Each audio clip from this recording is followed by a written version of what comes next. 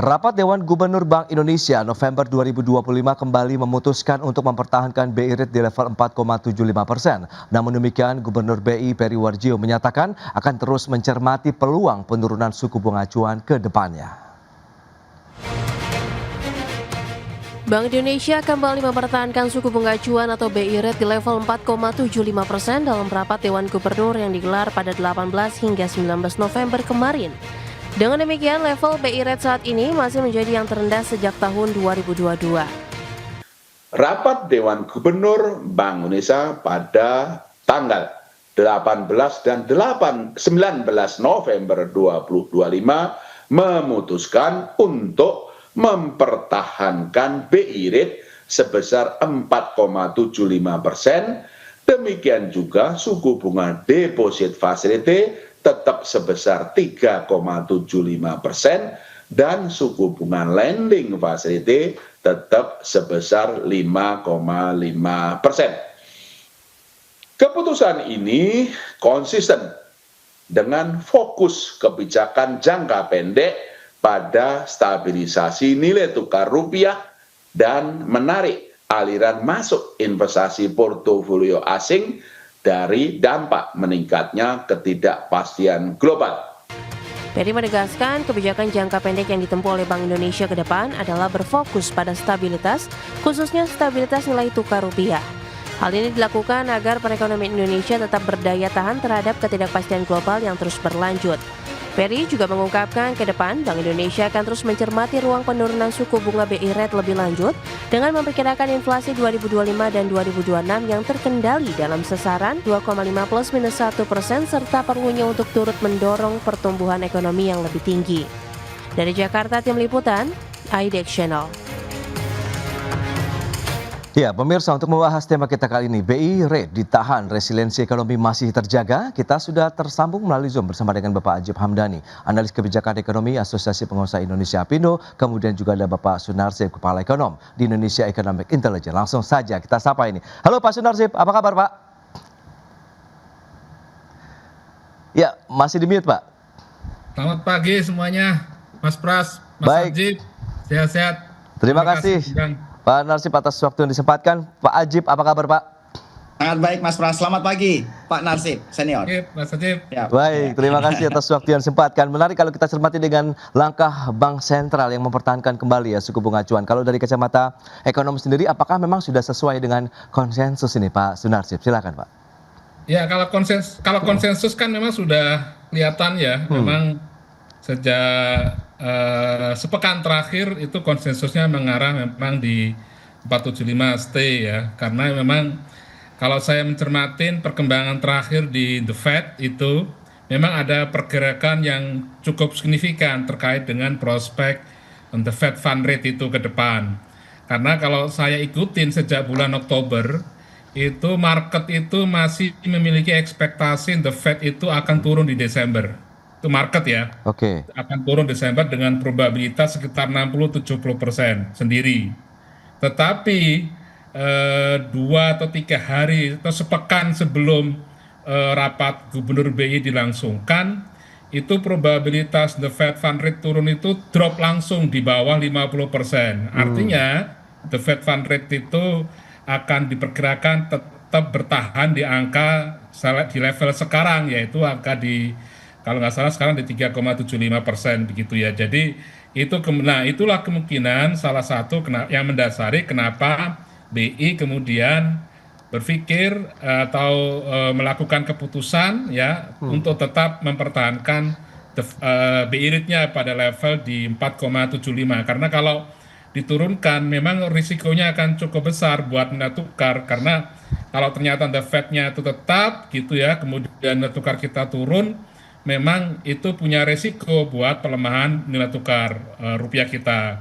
Tetapi hari ini saya menyaksikan ya, ternyata pasca kebijakan BI Rate dipertahankan di level 475, seluruh mata uang global termasuk di Asia dan termasuk juga di rupiah itu melemah seluruhnya terhadap US dollar. Dan itu artinya apa? Memang ini menjadi satu pertanyaan juga ya. Ini sebenarnya faktor naik turun nilai tukar ini faktor suku bunga atau tidak begitu, karena oke. even itu suku bunga dinaikkan, even suku bunga diturunkan, itu rasa-rasanya impact-nya terhadap penguatan nilai tukar itu relatively tidak efektif begitu ya, karena memang dolar dalam sebulan terakhir ini menguat terhadap seluruh mata uang dunia, sehingga sepertinya apapun upaya yang dilakukan oleh bank sentral yang lain terkait dengan pengelolaan kebijakan moneternya, terutama dengan kebijakan suku bunganya, itu sepertinya kurang berpengaruh begitu ya, untuk bisa menjaga atau mempertahankan stabilitas nilai tukar di masing-masing negara, termasuk nilai tukar kita sendiri itu juga. Jadi ini mungkin perlu jadi Baik. catatan sendiri juga buat bank sentral. Kira-kira apa langkah-langkah yang memang bisa dipandang cukup efektif? Paling tidak, kalau dolar menguat, rupiah kita itu menguat, itu maksudnya menguat terhadap seluruh mata uang dunia ya. Iya.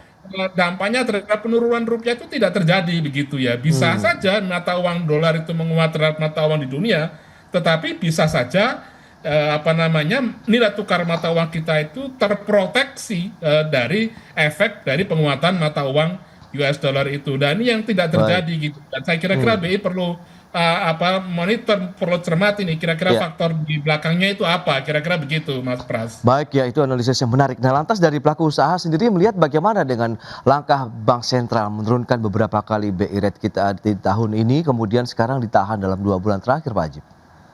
Ya, Mas Pras, dunia usaha tadinya punya ekspektasi menjelang periode akhir tahun ini sebenarnya tingkat suku bunga acuan kembali dipangkas misalnya 25 basis poin, sehingga harapan kita menjadi 4,5. Karena dua hal sebagai variabel indikator makro yang kita lihat. Pertama, berbicara masalah pertumbuhan ekonomi yang ingin digenjot lebih eskalatif di kuartal keempat ini, Mas Pras, di mana kemarin kita dengar Pak Menteri Keuangan menyampaikan targetnya itu kalau bisa kuartal keempat katakan mencapai 5,7%, karena trennya itu di kuartal keempat kita berbicara masalah serapan anggaran akan tinggi, jadi harapannya pertumbuhan ekonominya bisa eskalatif, yang kalau bisa ini diimbangi dengan kebijakan moneter yang juga membuat penyesuaian tingkat suku bunga acuan menjadi 4,5%. Itu poin pertama tentang bagaimana target pertumbuhan ekonomi eskalatif.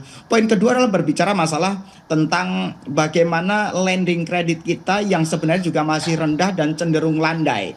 Karena dari target BI yang di kisaran 8-11% kenaikan tahun ini, itu kita masih di batas bawah, masih di single digit. Dan repotnya lagi adalah lending kredit itu secara kualitas itu cenderung menurun dalam konteks dengan job creation. Karena kalau kita lihat bahwa dua terbawah sektor lending kredit kita justru adalah untuk sektor padat karya dan UMKM. Poinnya adalah dunia usaha tadinya punya harapan dengan adanya penyesuaian tingkat suku bunga acuan, maka potensi investasi bertambah dan potensi likuiditas di market serta di masyarakat juga bertumbuh secara sejalan. Tapi memang kemudian kita sampai tadi dari Pak Narsip menyampaikan tentang bagaimana yang menjadi concern pemerintah, salah satunya adalah berbicara masalah stabilitas nilai dolar. Yang secara teori ekonomi ya memang pemerintah harus mempertahankan tingkat suku bunga acuan, karena di sebulan terakhir pada bulan-bulan November ini dolar kita sangat fluktuatif, mencapai 16.000, bahkan 16.000, lebih dari 16.600. Padahal kerangka ekonomi makro kita hanya matok di angka 16.000. Tapi menarik tadi yang disampaikan Pak Narsip bahwa tidak serta-merta juga kok dengan BI menahan tingkat suku bunga acuan di 4,75, dolar bisa tetap stabil gitu. Karena ternyata juga tetap fluktuasi terjadi. Nah, ini yang perlu dikalkulasi lebih detail oleh pemerintah agar ya udah pemerintah akan lebih fokus kemana ini Mas Pras. Kalau fokus pemerintah konsisten di pertumbuhan ekonomi yang selalu menjadi fatsunnya Pak Menteri Keuangan, ya bauran kebijakan fiskal maupun moneter harus mengarah ke arah pertumbuhan ekonomi yang lebih eskalatif. Demikian Mas Pras. Ya, ini dia menarik kalau kita cermati dengan beragam langkah begitu dilakukan oleh Bank Sentral Global, ternyata kalau misalnya Pak Narsip, Pak Ajib begitu sama-sama mengerucut bahwa tidak memberikan dampak yang cukup signifikan ya terkait dengan fluktuasi dari pergerakan mata uang global juga. Kita akan bahas lebih lanjut lagi strateginya seperti apa, kemudian apakah dunia usaha saat ini akhirnya wait and see atau bagaimana, kita bahas di segmen berikutnya. Dan pemirsa tetaplah bersama kami. Ya, terima kasih Anda masih bergabung bersama kami dalam Market Review, pemirsa. Dan berikut ini kembali kami akan sampaikan sejumlah data untuk Anda. Kita akan cermati seperti apa tren dari suku bunga acuan Bank Indonesia. Ini dia data selengkapnya, bisa Anda saksikan di layar televisi Anda. Dari bulan Januari sampai dengan pergerakan November, ini dia sempat di 5,75% dalam 4 bulan terakhir, Januari, Februari, Maret, April, kemudian turun 5,5% di bulan Mei dan Juni, kemudian kita lihat cenderung turun sampai dengan 4,75% di bulan September 2025 ini, kemudian bertahan sampai dengan bulan November 2025. Berikutnya kita akan lihat bersama bagaimana dengan inflasi tahunan kita yang memang menjadi concern juga dari Bank Sentral, selain juga pergerakan dari mata uang rupiah kita begitu ya. Ini dia inflasi tahunan kita di sepanjang tahun 2025. Ya, cenderung naik dalam beberapa bulan, di tepatnya Juli, Agustus, September, Oktober begitu, 2,37% menjadi 2,86% di bulan Oktober 2025 secara tahunan. Dan selanjutnya bagaimana dengan indeks keyakinan konsumen kita di tahun ini seperti apa juga? Ini pergerakannya di sepanjang tahun Januari sampai dengan Oktober 2025. Ya, kita lihat IKK, kita lihat terakhir Oktober 121,2 poin. Ini melonjak kalau kita bandingkan dengan September yang berada di 115 poin. Kita akan bahas nanti apakah ini menunjukkan bahwa masyarakat kita juga semakin pede dengan pertumbuhan ekonomi kita atau bagaimana. Dan selanjutnya dengan pertumbuhan manufaktur.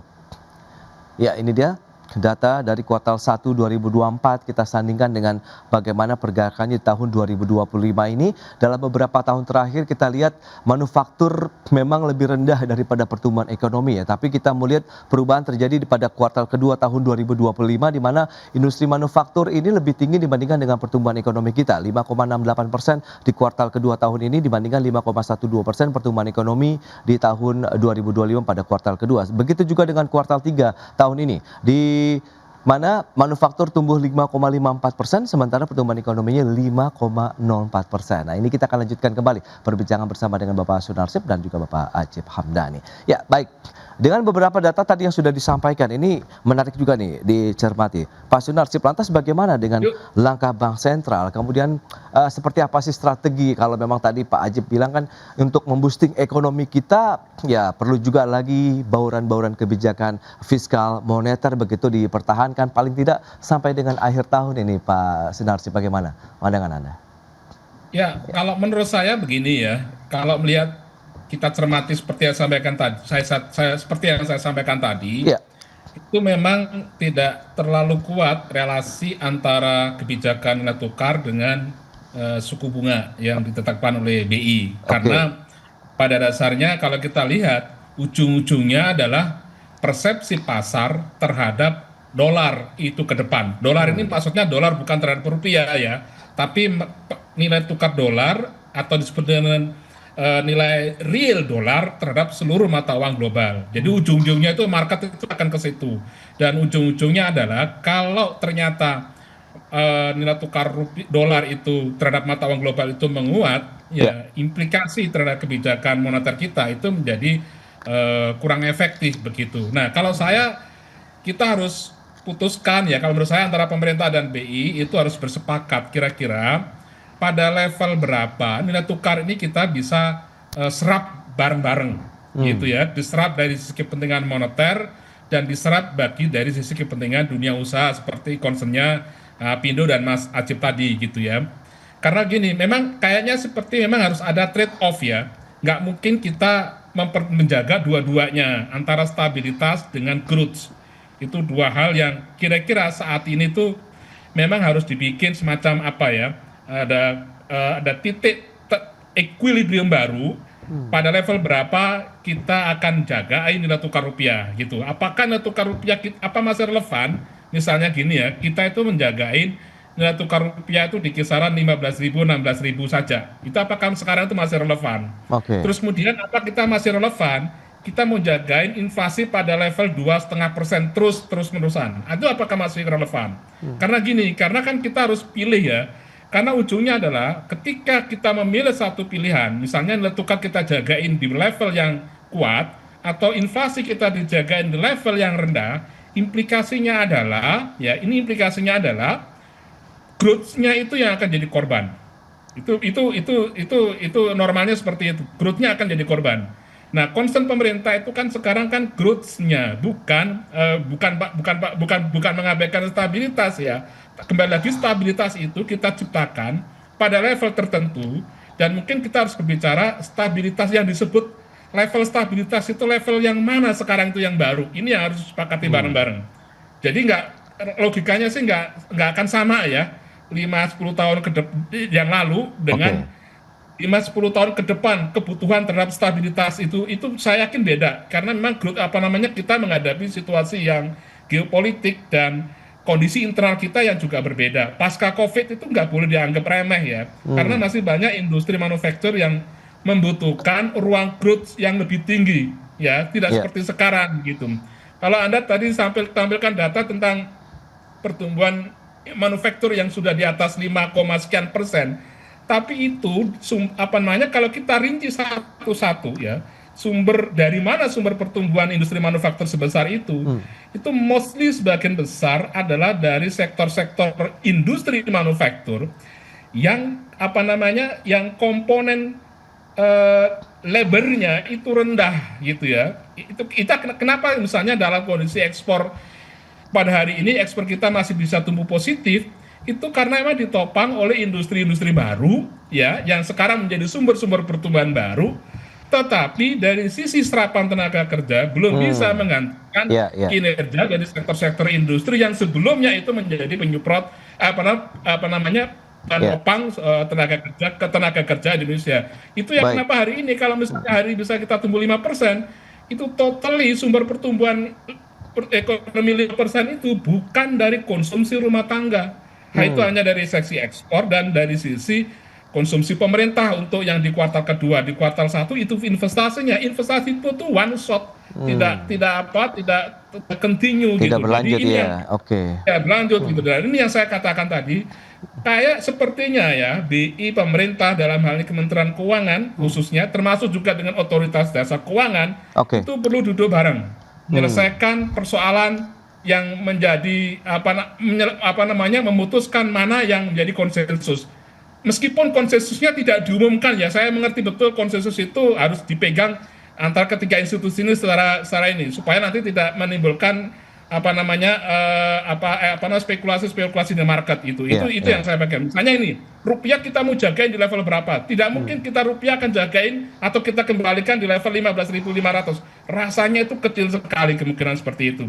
Tidak, rasanya juga inflasi nggak mungkin juga kita jagain terus di level 2%, 2,5%, rasanya juga nggak mungkin karena pasti kalau rupiah itu akan dilonggarkan, inflasi itu mungkin udah pasti akan mengalami kenaikan khususnya dari core inflation. Kira-kira gitu Mas Pras. Pak Narsip, ini juga analisis menarik begitu ya terkait dengan bahwa bauran-bauran kebijakan juga masih tetap diperlukan. Nah, Pak Ajib, lantas bagaimana sebenarnya kondisi real dari pelaku industri tadi bisa disampaikan pertumbuhan ekonomi kita begitu memang lebih tinggi dari industri karena memang penopangnya juga bukan karena tingkat konsumsi masyarakat juga yang semakin bertumbuh begitu, tapi memang tingkat kemampuan ekspor kita yang bertambah juga. Nah, Anda melihat seperti apa? Apakah wait and see ini benar-benar terjadi dari dunia industri atau bagaimana Pak Ajib? Kalau kita cermati Mas Pras, di 2 kuartal terakhir, di mana kuartal kedua mencapai 5,12% dan kuartal ketiga mencapai 5,04%, secara signifikan bukan ditopang oleh konsumsi domestik. Bahkan kuartal kedua itu dari investasi yang mencapai 6,9% dan yang kedua itu selisih ekspor impor. Tapi poinnya, kalau kondisi seperti ini, maka ini akan sulit untuk pertumbuhan ekonomi kita bisa eskalatif secara sustain. Kenapa? Karena secara agregat kita sementara masih ditopang oleh konsumsi. Jadi ketika selama 2 kuartal kita bukan ditopang oleh konsumsi, maka ini cenderung nggak sustain dan indikasi yang dilihat oleh Apindo, Mas Pras, kenapa tingkat lending kredit masih rendah? Karena memang demand kita masih rendah, demand kita masih mengalami suffering. Kelas menengah kita juga masih belum kembali ke sebelum pandemi karena survei dari LPMUI menyampaikan dari sebelum pandemi sampai dengan 2024 kemarin selama jangka waktu 5 tahun itu 9,5 juta itu turun kelas.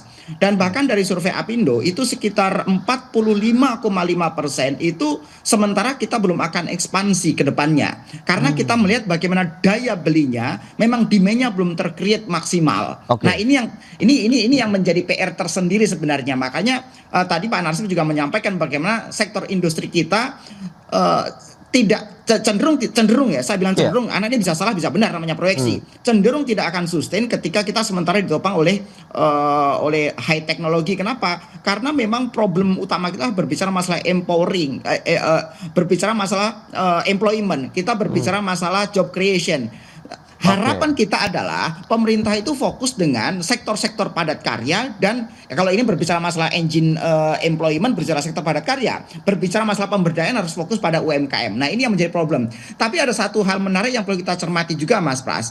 Berbicara masalah kredit ini kan tidak serta-merta dengan hanya menjadi acuan tunggalnya adalah tingkat suku bunga acuan. Karena kalau kita lihat bahwa dari survei Business Ready kita cermati bahwa Indonesia ini dari tingkat efisiensi dan layanan keuangan itu menempati peringkat paling bawah bahkan di internal negara ASEAN.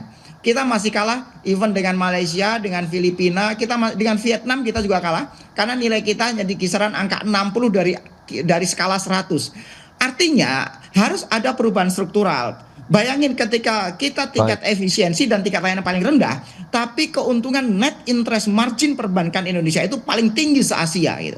Nah, ini kan terjadi sebuah anomali gitu. Nah, harapan kita adalah bagaimana sektor keuangan sebagai intermediari keuangan itu harus lebih fokus pada bagaimana bisa memberikan lending kredit yang berkualitas, bisa mendorong pertumbuhan ekonomi yang lebih eskalatif. Tapi seperti yang Pak Narsip tadi sampaikan, beberapa indikator makroekonomi juga harus kita sejalankan gitu. Nah, karena kalau kita lihat begini, satu hal yang perlu kita cermati sebenarnya tadi ya Pak Narsip menyampaikan tentang bagaimana seharusnya itu pemerintah itu harus fokus dengan sektor-sektor industri yang padat karya. Baik, tapi itu juga sangat sepakat dengan itu, Mas Pras. Ini menarik kalau kita lihat bahwa memang padat karya akan menjadi fokus, kemudian bisa mendorong lagi serapan tenaga kerja sehingga diharapkan meningkatkan lagi ya tingkat konsumsi masyarakat. Kita kan bahas lagi nanti di segmen berikutnya. Kita akan jeda sebentar ya Pak Hajib dan juga Pak Narsip dan pemirsa. Kami masih akan segera kembali usai pariwara berikut ini. Baik, pemirsa, terima kasih Anda masih bergabung bersama kami dan kita akan lanjutkan kembali perbincangan bersama dengan Bapak Hajib Hamdani dan juga Bapak Sunarsip. Baik, di segmen ini kita akan lihat bagaimana proyeksi dari ekonom sendiri melihat dengan ditahannya suku bunga acuan, apakah resiliensi ekonomi Indonesia masih akan terus terjaga paling tidak sampai dengan akhir tahun. Kemudian ini bisa menjadi pijakan yang kuat juga nih untuk menatap tahun depan, Pak Narsip. Ya, kalau seperti yang saya katakan tadi ya, ini dan Mas Ajib tadi sudah singgung juga, bahwa persoalan kita itu sebenarnya kalau kita mau ngejar growth itu tidak semata-mata dari sisi policy moneter ya melalui suku bunga. Yang paling penting itu justru adalah menciptakan efisiensi di perbankan. Nah, efisiensi di perbankan itu terutama adalah bagaimana kita bisa menciptakan sumber pendanaan yang dikelola oleh bank itu secara lebih rendah. Kalau tadi Mas Acip tadi menyoroti dari sisi pembiayaan kreditnya, saya menyoroti dari sisi pendanaannya. Karena hari ini kalau kita mau jujur, itu likuiditas bank itu masih ketat hari ini, ya itu masih ketat. Bukan karena ketat nggak ada yang disaluri kredit, tapi ya antar bank itu jomplang posisinya hari ini. Ada bank yang benar-benar mengalami over liquid gitu ya. Ada bank yang kondisinya itu masih mengalami kekurangan likuiditas. Nah, implikasi dari seperti ini apa? Pertumbuhan kredit perbankan juga nggak merata begitu ya. Banyak bank yang hari ini kesulitan mendapatkan bunga dana murah, yang kemudian juga akhirnya perbankan kita jatuhnya memberikan pinjaman kredit ke masyarakat juga lebih tinggi. Nah, jadi kuncinya adalah bagaimana otoritas pemerintah, BI, terutama OJK, itu bisa mengendalikan level cost of fund di perbankan. Itu yang paling penting itu. Nah, itu caranya misalnya pemerintah bisa menggunakan instrumen fiskalnya. Misalnya ada larangan dari pemerintah Kementerian Keuangan gini ya, misalnya gitu ya, melarang bagi pemerintah daerah. Nah, ini perlu melibatkan Kementerian Dalam Negeri juga ya. Melarang dari pemerintah daerah menempatkan dananya di Pemda itu di perbankan dalam bentuk instrumen penempatan dana yang berbiaya mahal. Itu misalnya seperti itu. Baik, Pak Narsip. Kemudian di OJK juga perlu tuh misalnya mengatur bagaimana mekanisme agar transmisi moneter yang berupa kebijakan suku bunga rendah yang diterapkan oleh BI tadi itu bisa turun menjadi menurunnya suku bunga dana dan kemudian bisa menurunkan suku bunga kredit, dan itu bisa dilakukan dengan cara apa? Dengan cara memperkuat sisi governance dan memperkuat sisi pendanaan yang dimiliki oleh bank-bank di luar bank-bank yang sekarang masih mengalami over liquidity tadi itu. Baik, Jadi itu kuncinya. Nah, kalau ini bisa dijaga, maka saya katakan tadi, sudahlah, pemerintah fokus pada bagaimana memperbaiki real sektornya, subsidi supply-nya gitu ya. Perkuat situ melalui instrumen fiskal dan termasuk juga melalui dukungan moneter dan sektor keuangan. Nah, kalau itu bisa dilakukan, rasanya dengan suku bunga BI rate yang hari ini 4,75 itu nggak akan ngefek terhadap potensi penurunan. Potensi growth-nya itu masih akan tetap terjaga. Misalnya kalau pemerintah punya target 5,5, paling tidak di 5,2, 5,3 itu bisa dapat di bisa dapat di kuartal keempat di 2025 itu. Jadi kira-kira begitu. Baik, Pak Narsip. Prospek ekonomi kita relatifly tidak tergantung kepada bagaimana berapa level itu dinaikkan atau diturunkan. Kira-kira gitu. Baik, singkat saja Pak Ajib, bagaimana harapan dari pelaku usaha nih? Ya, pelaku usaha tentunya ingin ada bauran kebijakan yang sangat konsumtif untuk mendorong pertumbuhan ekonomi. Satu sisi kita ingin bagaimana supply side-nya juga bagus sehingga cost of capital-nya juga diturunkan. Tadi Pak Narsip sudah sangat komprehensif menyampaikan ketika cost of capital kita bisa diturunkan itu termasuk secara signifikan akan mendorong namanya low cost ekonomi.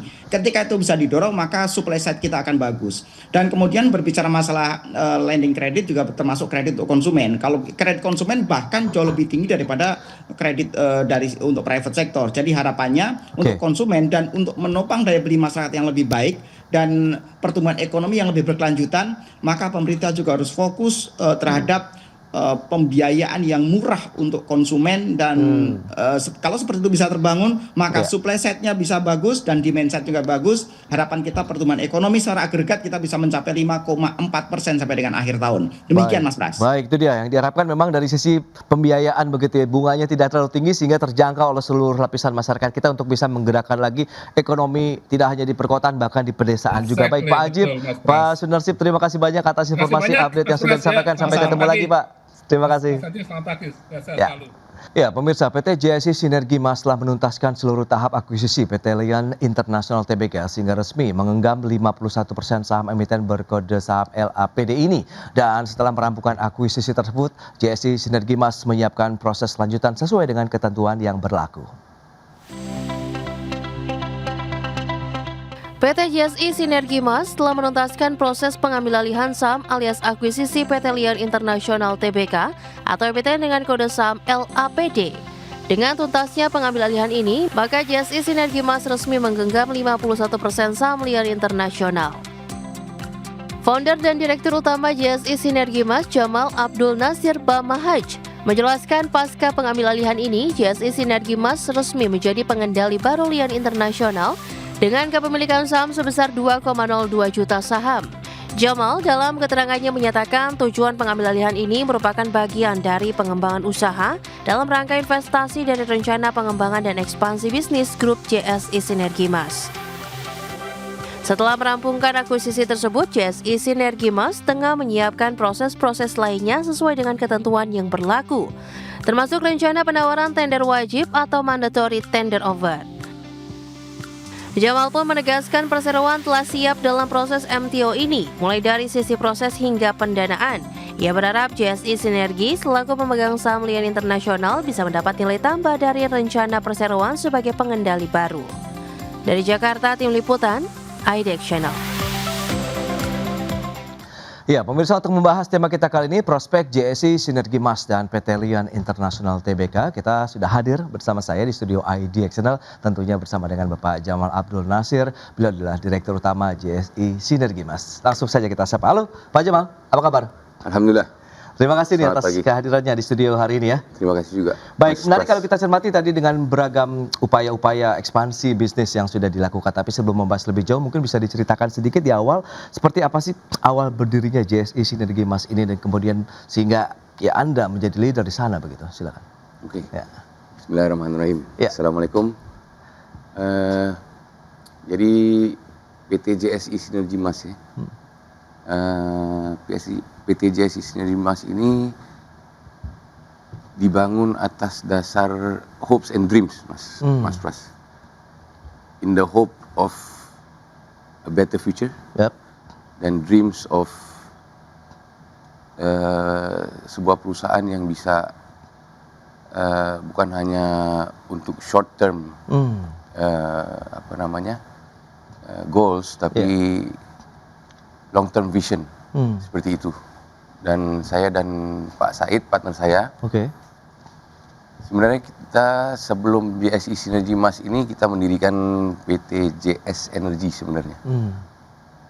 2 tahun sebelum kita mendirikan PT JSI Sinergi Mas ini, Oke. JSI Jamal, Said, Oke. dan ada partner kita dari Singapura yang sampai hari ini juga masih menjadi partner kita, tapi as a silent partner. Oke. Mendirikan ini, jadi saya ini perantau Mas sebenarnya. Oke. Background sedikit Iya, background iya. sedikit. Jadi saya perantau dari Singapura, saya asli Singapura. Pindah ke Indonesia sebenarnya untuk pursue my career in golf sebenarnya. Oh, oke. Sebagai Iya, iya. professional atlet waktu itu. Dan pas saya bertemu sama Pak Said, pas aja waktu itu ya. Oke. Dia datang dengan saya sebenarnya sudah kenal dia sebelum itu juga. Cuman pas ketemu itu saya tanya, ya kan, lagi ngapain sekarang, Mi? Dia bilang gue lagi main batu bara mah. Oh, oke. Jadi itu jadi satu Awalnya ya? Oke. awalnya. Dan saya minta ikut lihat tambang batu bara itu seperti apa sih? Langsung ke site-nya begitu ya? Ya, karena saya Oke. belum pernah melihat pekerjaan tambang itu seperti apa ya. Betul. Dan pertama kali saya waktu itu ikut beliau, karena mereka di grup dia itu dulu emang baru start project lah di Kalimantan Timur. Oke. Dan saya dikasih kesempatan ikut, dan pas pertama kali saya lihat tambang itu wow moment lah Oke. buat saya. Alhamdulillah dari situ saya bertekad untuk pengen belajar Ya. seperti apa ini bisnis batu bara ini, karena it's something that I've never seen before, Oke. sesuatu yang baru buat saya. Dan kebetulan waktu itu saya juga nganggur, lagi nganggur Mas, saya nggak ada kerjaan. Iya, iya. Dan saya juga berpikir pada diri saya pribadi, you need a job gitu loh. Nah, dan why not try sesuatu yang buat saya ini Ya. sangat mengagumkan ya, Oke. untuk melihat tambang sebesar itu. Itu Mas dia. Pras, ya. Perjalanan Jadi, awalnya begitu tertarik masuk ke dalam bisnis usaha pertambangan lah begitu ya, dengan perkenalan kemudian sekarang sudah tumbuh besar begitu ya kalau kita lihat JSI sendiri. Nah, kalau bicara mengenai main core dari bisnis ini di bagian yang mana berarti Pak Jamal? jadi alhamdulillah Mas ya, proses yang berjalan ini sekian belas tahun ya, Oke. yang sudah berjalan, dengan pahit manisnya berdagang kita di Indonesia ini. Ya. Dan proses JSI Sinergi Mas sebagai perusahaan yang awalnya hanya saya, Pak Said, dan ada karyawan kita yang sampai hari ini alhamdulillah masih bersama kita, Oke. Bu Eti namanya.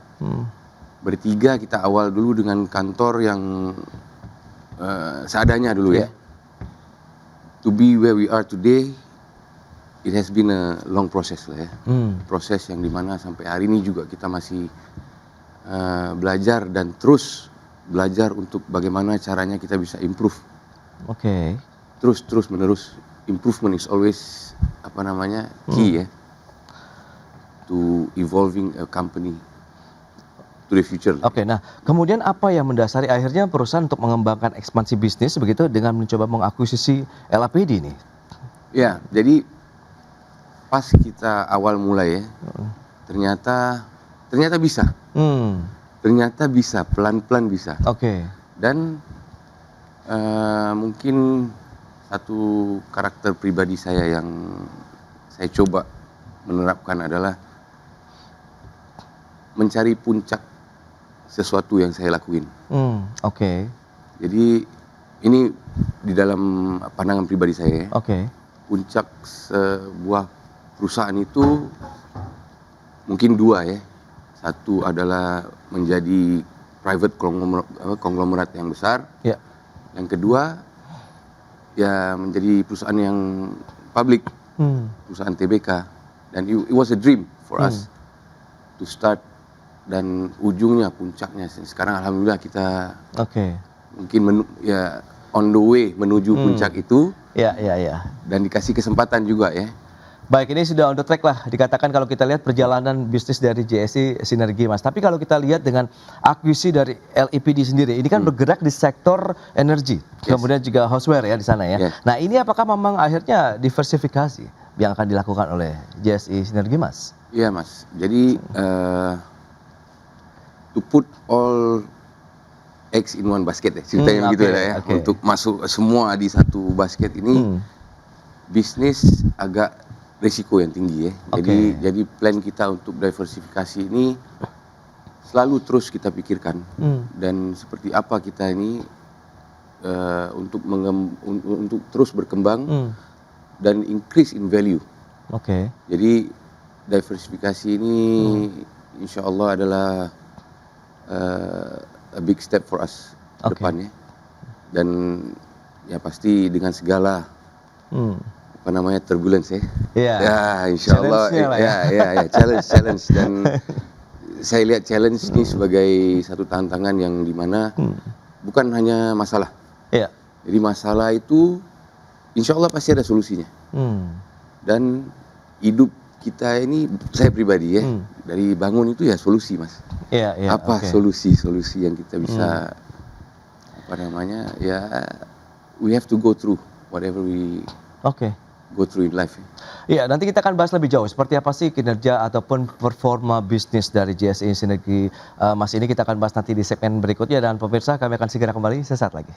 Ya, pemirsa, kita lanjutkan kembali perbincangan bersama dengan Bapak Jamal Abdul Nasir, Direktur Utama JSI Sinergi, Mas. Ini menarik kalau kita cermati, kita akan bahas performa sekarang terkait dengan bisnis, kemudian finansial begitu dari perseroan ini seperti apa. Pak Jamal mungkin bisa disampaikan seperti apa sih kinerja yang sudah diraih begitu selama ini?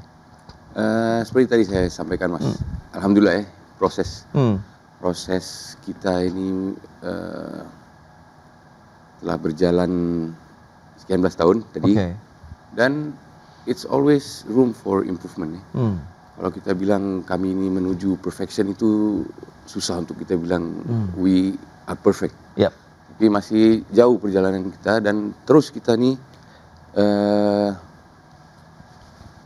as a group ya, as a group dengan bantuan dan sinergi antara kita dan apa namanya karyawan-karyawan untuk make good decisions, ya kan, dan seperti apa improvement map kita ke depan ini selalu kita diskusikan, dan ini menjadi satu culture perusahaan yang dimana positif ya, yang dimana kita ini dapat input dari bukan hanya saya pribadi, bukan hanya dari Pak Said, tapi dari sekeliling kita yang mana yang positif, ya pasti kita akan implementasikan di dalam perusahaan kita. Ada capaian atau milestones mungkin yang sudah tercapai saat ini sehingga ini bisa menjadi pijakan kuat begitu ya bagi JSI untuk ke depan begitu? Ya, sebenarnya Mas kita in the process lah ya. Kita emang mau menuju IPO sebenarnya, JSI sendiri. Dan milestone adalah ini mungkin ya. Poin ini adalah a major milestone. Salah satu milestone yang memang menjadi target juga ya. Dan untuk diberi opportunity, kesempatan ini, kami sangat apa namanya, we're looking forward lah ya. Kita sangat antusias, kita sangat optimis peluang-peluang yang akan terbuka dari proses ini, insya Allah ke depan untuk kita sebagai JSI Sinergi Mas berkembang di dunia bisnis dan bisa menjadi satu perusahaan yang major inilah ya, one of the Oke. companies yang kena. Ya, buat pribadi saya anggap ini kita nih dalam dunia PT ini perusahaan TBK ini masuk Premier League lah ya. Iya, Masuk Premier League, dan di Premier League ini ada Champions League-nya juga, betul. ya kan? Jadi Yes. sudah kita masuk stage ini, dan what's next? Ya, itu dia. Jadi together as a team kita ini memikirkan bagaimana terus kita bisa memperbaiki kinerja maupun steps going forward. Bagaimana kita bisa, insya Allah bisa take JSI to the next level. Oke. Nah, lantas kalau kita cermati dengan langkah yang tadi akuisisi akan menjadi pemegang saham pengendali begitu di LPD sendiri, Anda melihat bagaimana prospek ke depan? Sinergi ini akankah lebih intens dalam artian akan memperkuat fondasi juga dari perusahaan akan lebih solid lagi ke depan begitu untuk bergerak lebih jauh lagi atau bagaimana? Ya Mas, pasti kan kita semua ini proses dan step by step ya. Yang pasti kita harus build good fundamentals. Oke.